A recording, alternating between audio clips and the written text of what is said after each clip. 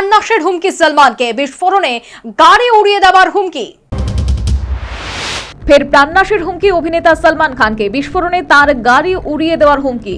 জানা গেছে সোমবার মুম্বাই ওর্লি এলাকায় পরিবহন দপ্তরের হোয়াটসঅ্যাপ নম্বরে একটি হুমকি মেসেজ আসে, যেখানে অজ্ঞাত পরিচয় ব্যক্তি সলমান খানের বাড়িতে ঢুকে তাকে খুনের হুমকি দিয়েছে।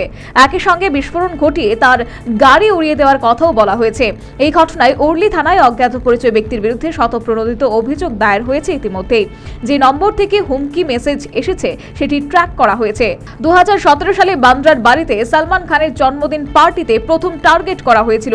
পরের বছর পনভেলের ফার্ম হাউসে আরও একবার সলমান খানকে খুনের ছক কষছিল বিষ্ণই গ্যাং। উল্লেখ্য, 2018 সালে লরেন্স বিষ্ণই জেল থেকে সলমান খানকে হত্যার হুমকি দিয়েছিল।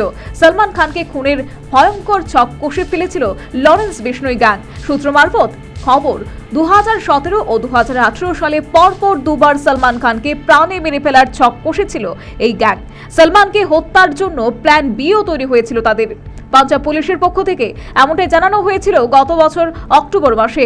পনভেলের নিজের ফার্ম হাউসে ঢোকার সময় সলমান খানকে খুনের ছক কষছিল দুষ্কৃতিকারীরা। বিষ্ণু গ্যাংয়ের থেকে খুনের হুমকি চিঠি পাওয়ার পর সলমানের বাড়ির সামনে নিরাপত্তা বাড়িয়ে দেয় মহারাষ্ট্র সরকার। তার মধ্যেই গুলি চলে সলমান খানের বাড়িতে। বর্তমানে তিনি Y+ ক্যাটাগরির নিরাপত্তা পান। National bureau report, news vanguard.